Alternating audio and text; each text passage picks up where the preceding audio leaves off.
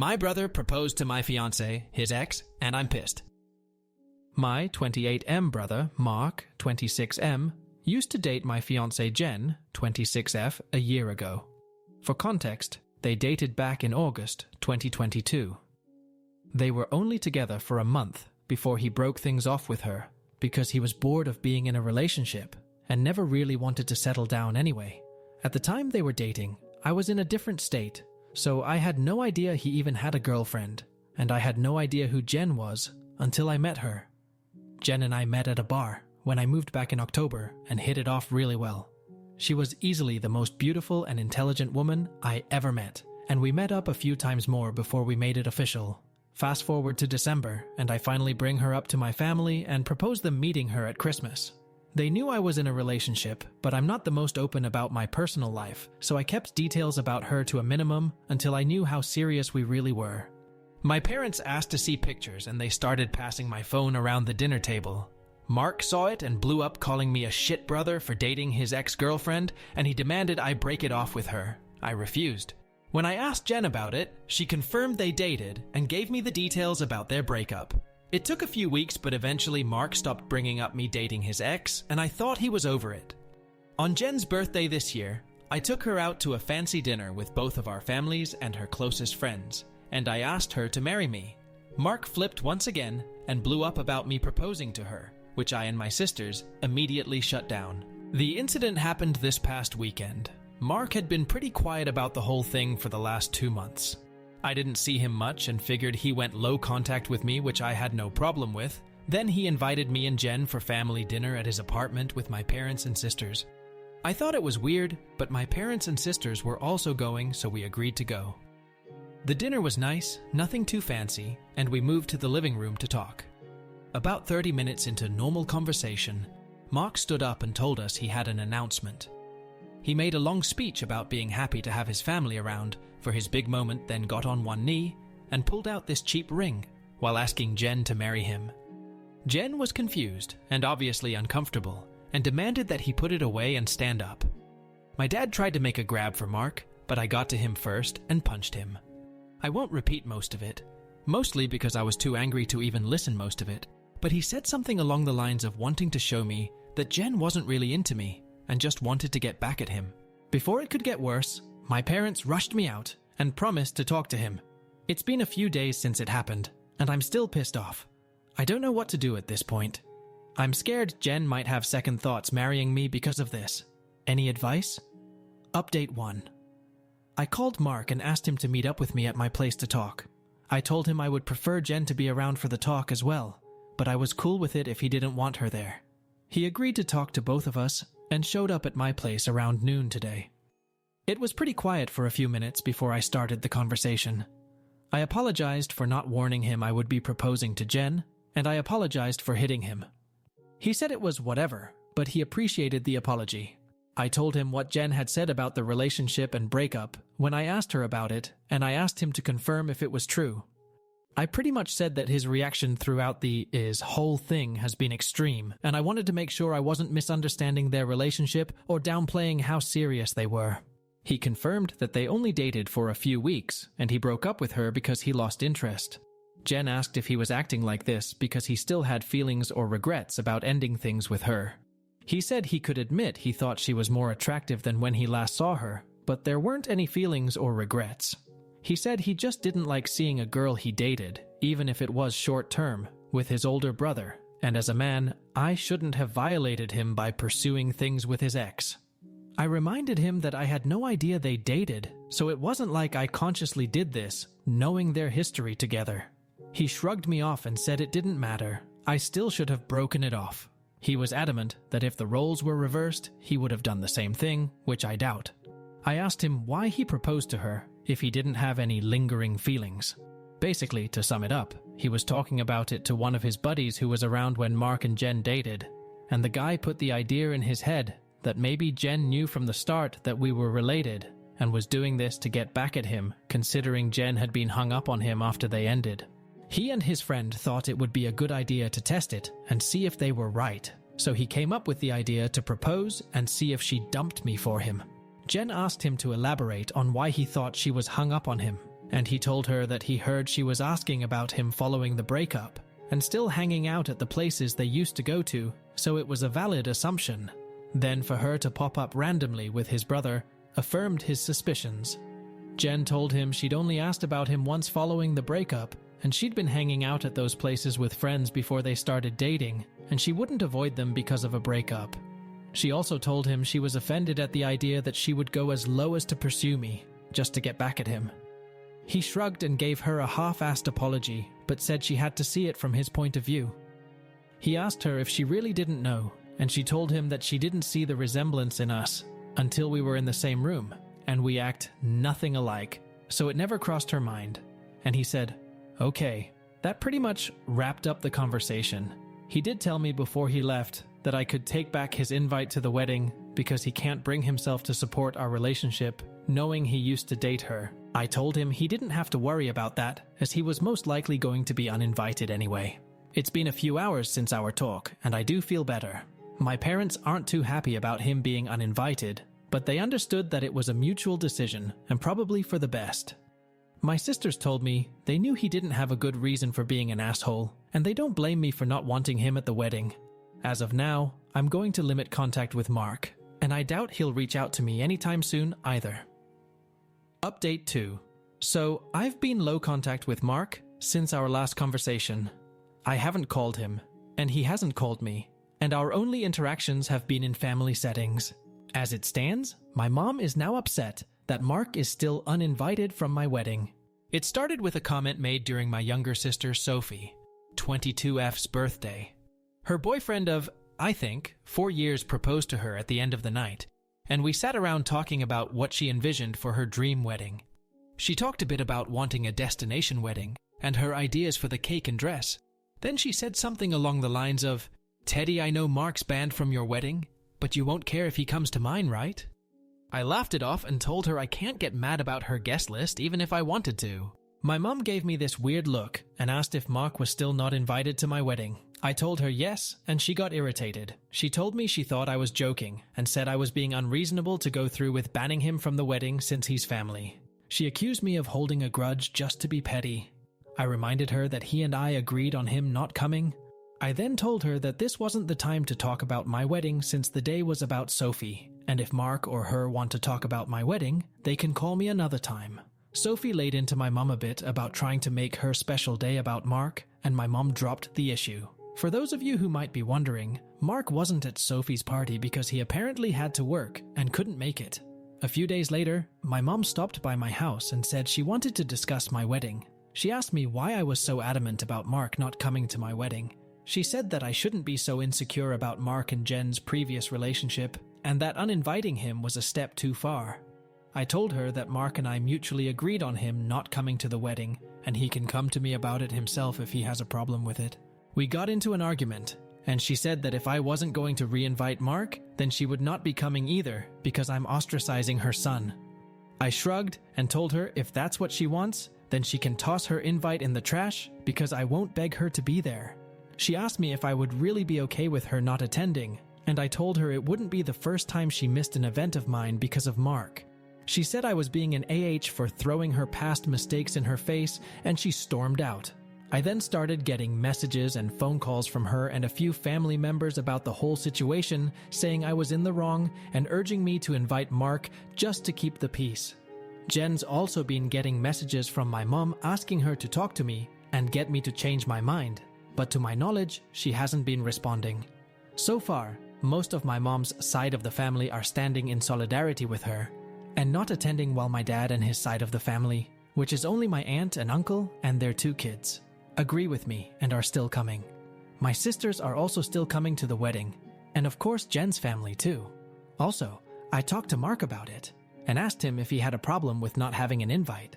He said he uninvited himself in the first place, and he doesn't get why they're making a big deal, because he still doesn't want to go. He told me to leave him out of the fighting because he's not involved, and he says he'd tell her the same.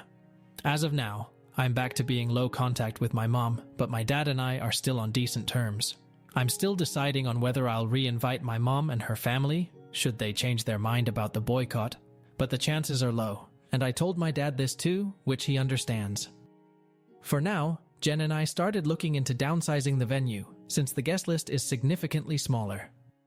Update 3. My mom is uninvited from the wedding indefinitely.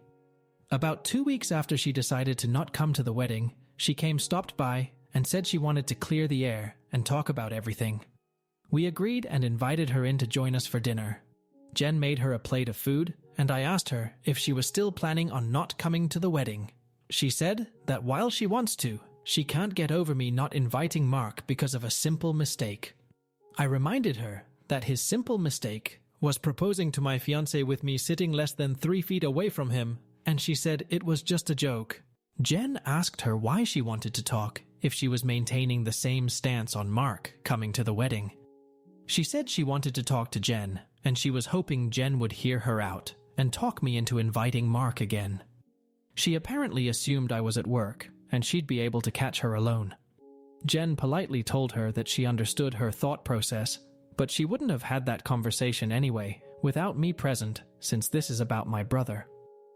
My mom made a comment somewhere in the lines of Jen being spineless and unable to have a conversation without me thinking for her, which started a pretty heated back and forth between the three of us before Jen told her to get out. She got up and started walking towards the door, and my mom followed her, still screaming at her. By this point, she's yelling about her tearing our family apart. While Jen was unlocking the front door, my mom grabbed her hair and pulled her to the ground, still screaming. She hit her and tried to claw her face, and I dragged her off of her and threw her outside. She banged on the door for a few minutes, while I made sure Jen was okay before she left, and called the both of us repeatedly. When I was sure Jen was okay, I texted my mom and told her not to bother reaching out again, because we'll never speak to her again. I called my dad and sisters, and told them what happened too. My dad was surprised, and tried to make excuses, saying she'd been stressed about this whole situation for a while. My sisters say they knew she'd snap eventually, since she's always been a crazy bi, and they said they'd come make sure Jen is okay. I asked Jen if she wanted to press charges, but she declined and said she only wanted to cut contact with her for good. I told that part was obvious, but she should still talk to the police, since she was physically assaulted, but she doesn't want my mom to get arrested. My sisters and Jen's mom came by to comfort her, thankfully, so she's doing okay. My mom is blocked on everything until Jen says otherwise. I genuinely don't know what to do now. Jen doesn't want to go to the police because she'd feel guilty having her arrested over this, but my sisters and I want to convince her to, and I'd at least want documentation in case something happens in the future. Update 3. Some people were asking questions about my mom, and my decision not to be open with Jen about my relationship with my parents. I figure I could give some background on why we're so strained. Like some of you said, Mark was the golden child. Mark was my mom's baby boy, and she didn't do much to try and hide it. They didn't spend much time with my sisters, and I like normal parents did with their kids unless they had to. But they'd spend time with Mark as often as possible, like taking him out shopping while we stayed with a sitter, or bringing him home his favorite food and toys from the store when they'd shop alone. He usually got better things compared to the rest of us, like new expensive clothes while ours were thrifted, or new toys just for him compared to old toys we had to share with each other. If my sisters and I got gifts, they were for us to share, but my mom made it pretty clear that Mark's things were only for him, and we shouldn't touch it. When Mark would screw up, I'd get punished for not being a good role model and showing him the proper way to behave. For example, Mark went through a phase of breaking his toys, and I got the beating because obviously he learned that behavior from me. When he was 8, Mark got in trouble at school for trying to push a kid down the stairs. I was grounded for 2 weeks and told to apologize to the kid for not teaching my brother right. When I turned 13, I pushed for my parents to start giving me an allowance. They agreed as long as I did household chores like mowing the lawn, taking out the trash, raking leaves, etc. It was usually somewhere around $25 a week to help me start saving.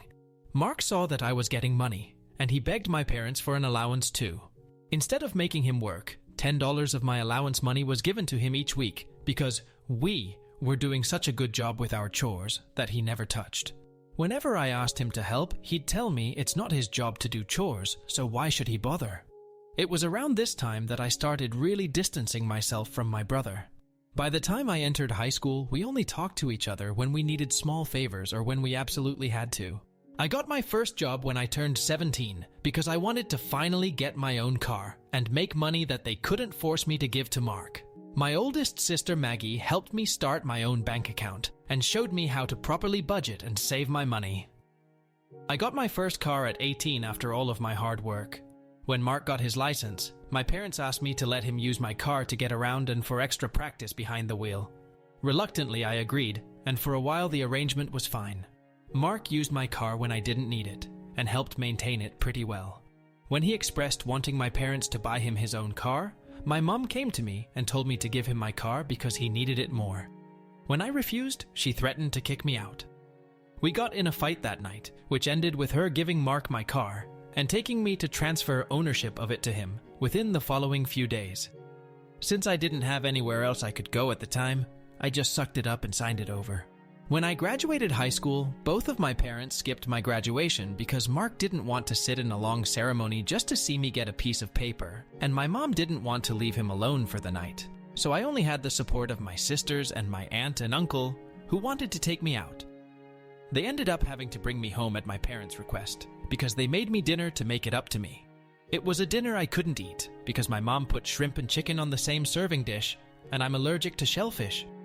I am my first year out of high school. I worked 2 jobs to buy myself another car, and at the start of the new school year, I moved away for college and cut contact with them. They, mostly my mom, tried to reach out for the first few months via social media and Sophie, but I never responded, and I told Sophie she would be cut off too if she kept trying. When she couldn't get to me through Sophie, she tried going through my older sister Charlotte, and a few times through Maggie and Mark, until I threatened to file a restraining order for harassment. It was a bluff because I had no idea how to do it, but it managed to scare her off, and the most I got from her was happy holiday texts over the years. Around the time I moved back, Charlotte told me they had been seeing a family therapist, at Charlotte's request, and my parents wanted to apologize for their treatment of us. I was hesitant, but I agreed as long as they would be genuine, and the reconciliation process started when I moved back home.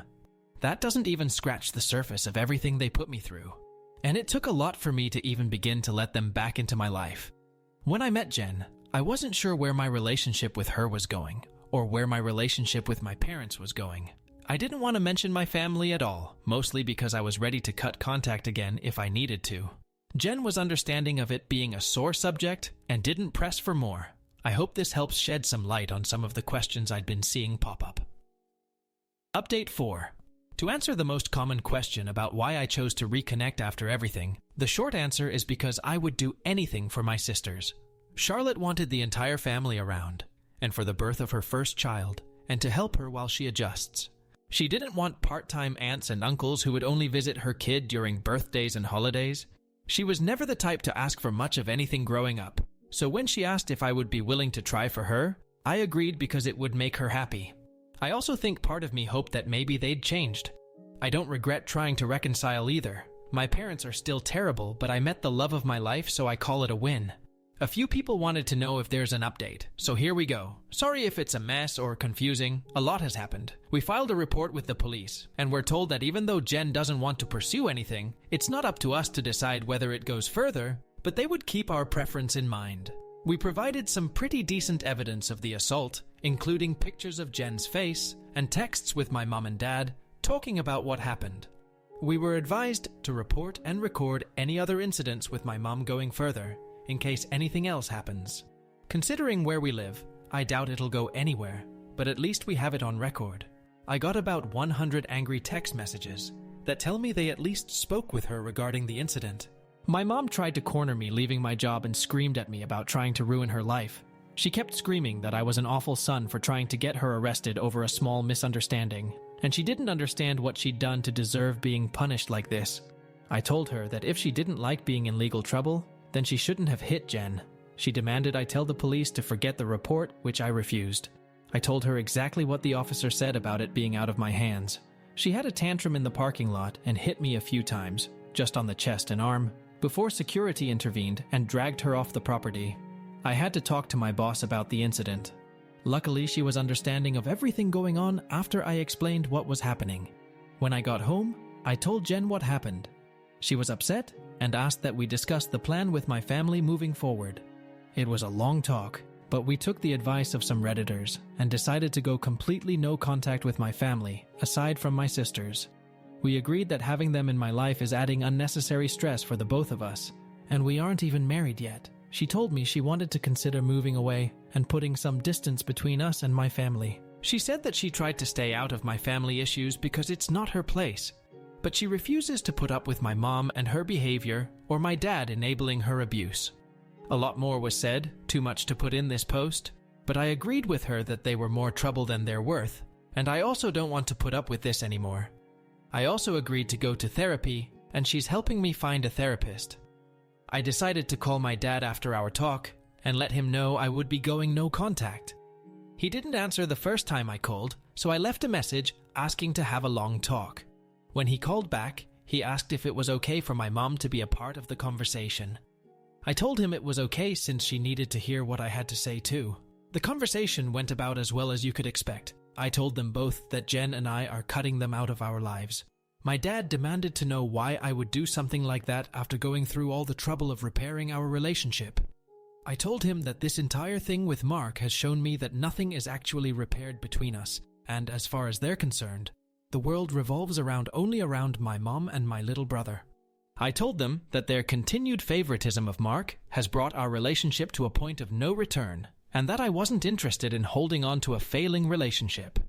I told them that I agreed to reconcile for Charlotte's sake, but I don't appreciate all of the disrespect towards me and Jen, and that I wouldn't put up with it anymore for both of our sakes. To my mom specifically, I told her that I was tired of her using me as a scapegoat for her bad parenting and Mark's attitude. I also told her that I would never forgive her for what she did to Jen, and what she did to me and my sisters growing up. She started to say how I should move on like my sisters have, but I cut her off and told her that she should take their forgiveness and move on because she would never receive it from me, especially after everything she's done these last few weeks. She started crying and asking me how I could treat her like such a villain. I told her she could only be upset with herself because I've done nothing wrong. She cried harder and told me how much she regretted having me and how I've only tried to ruin her life. This started a heated argument between her and Jen once again, and Jen told her in much more colorful words that she was disgusting, and plenty of other nice names, for saying something like that to me. I don't know if she left the room or just decided to shut up, but my mom stopped talking when Jen was done speaking to her. My dad said he wasn't okay with being shut out of my life, and he asked me to try to understand my mom's point of view. He said that she was also struggling because her kids were at odds, and I was being unfair to punish her for her struggles with raising and caring for us. The last thing he said was that we were a family, and I shouldn't let past mistakes stop us from moving forward together. I told him that the only person she ever cared for was Mark and herself, and there was nothing he could say or do to make me change my mind. I told him that it was up to him whether to keep my number, but I would be blocking him and my mom everywhere, and I wouldn't be reaching out again. Then I hung up. Afterward, I sent a long email with the link to my posts attached to my entire family, uninviting everyone except my aunt and uncle and my sisters to the wedding. I hadn't cried in a long time, but Jen held me while I cried after writing the email, and she assured me we would be okay. My sisters also reached out to me after reading the email. I apologized to Charlotte for not being able to continue reconciling like she wanted, but she told me it was okay, and it's not my fault I had to cut them off again. The response from my family has been pretty mixed. Some are angry. I aired out family issues on a public internet forum, while others are pissed at my parents because they never knew it was this bad. The last person I talked to about everything was Mark. He asked if I was cutting him off too, and I told him I wasn't, but I wouldn't be going out of my way to reach out to him either. He didn't argue, and just wished me the best with the wedding, and we haven't spoken since. Right now, Jen and I are looking for a new place to stay. The plan is to move closer to Jen's brother. He lives about 3 hours from where we are now, and Jen and I like the city he's in. I spoke to my boss about transferring, and Jen is looking into the option of working 100% remotely or possibly finding a new job. And once again, our venue's changed. Since the guest list is significantly smaller, my FBIL is considering letting us use his lake house for our wedding. Update 5. I have a wife and a newborn daughter now. We found out Jen was pregnant around the time of my last update, so that pretty much kicked us into overdrive, as far as moving away and starting fresh in a new place. I was able to transfer to a different location, and Jen found a new job here that lets her work remotely. We got married 4 months ago at her brother's lake house. We didn't plan to have the ceremony so soon, but we both didn't want to wait for the baby to arrive to get married. Jen also found a dress that she fell in love with and didn't want to get too big to wear it. It was a small ceremony with mostly her family present, but my sisters, aunt, and uncle did attend. I know some people probably wanted to hear about a huge blowout at my wedding, but it was easily one of the best days of my life. My daughter was born early last month. She's beautiful, happy, and healthy. Jen's also doing okay. The last stretch of the pregnancy was hard for her, both emotionally and physically, but since giving birth, she's been doing better. She's seeing a doctor regularly during this postpartum phase due to complications she had during the pregnancy, but so far there aren't any major health concerns for her. Besides complaining about the doctor visits, I don't think I've seen a frown on her face since we've brought our daughter home. As for my parents, I haven't heard from my dad, but my mom did reach out a few days after the wedding. Apparently, my uncle sent them some of the photos they took at the wedding. My mom made a fake Facebook page and started spamming Jen and I with angry messages about excluding her from both the wedding and from Jen's pregnancy. She went on a lengthy tirade about being entitled to being part of her grandchild's life and about how unfair it was that she wasn't allowed to be present in our lives. She asked to come visit us, demanded we visit her, and even asked to be in the delivery room, all of which was quickly shut down by me. I screenshot everything and emailed it to myself in case I'd need it for a PO in the future. Then I blocked her. I haven't heard from her since, but I know she's been harassing my sisters to get us to talk to her. I don't know what, if anything, they're doing about it, but I did make it clear that we have nothing to talk about with her. For everyone wondering if Mark and I have been in contact, the answer is yes. He called after we came back from our honeymoon and congratulated us on the wedding and pregnancy. We did have a long talk about everything that happened. I won't go into detail, but we both got to say a lot, and he did offer both me and Jen what feels like a sincere apology for what he did. We've been texting a bit here and there since we talked. It's mostly just small talk and life updates, but he did invite me to have a drink with him next time I'm in town. I don't know if I'll accept it, but I told him I'd think about it.